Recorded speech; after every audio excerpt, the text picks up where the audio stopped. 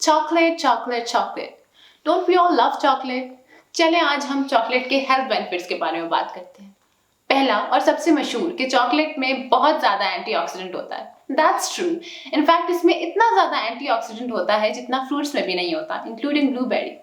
सिर्फ यही नहीं बल्कि चॉकलेट में ढेर सारा fibre, a lot of minerals.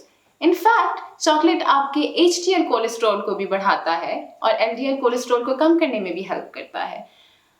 Chocolate आपको कार्डियक डिजीज से प्रिवेंट कर सकता है, इन्फ्लेमेटरी डिजीज से प्रिवेंट कर सकता है, कैंसर प्रिवेंट कर सकता है, आपकी स्किन हेल्थ को भी इम्प्रूव करता है, ब्रेन फंक्शन को इम्प्रूव करता है। ये सारी चीजें scientifically proven. But the type of chocolate I am talking about is dark chocolate. जितना कड़वा उतना मुफीद।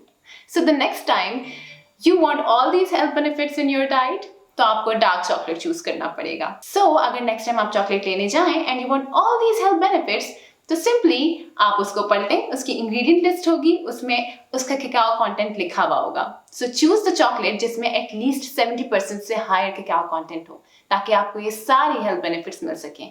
एंड यस, मॉडरेशन में dark chocolate is not bad, but don't overdo it. 1 square or 2 square after your dinner is completely fine.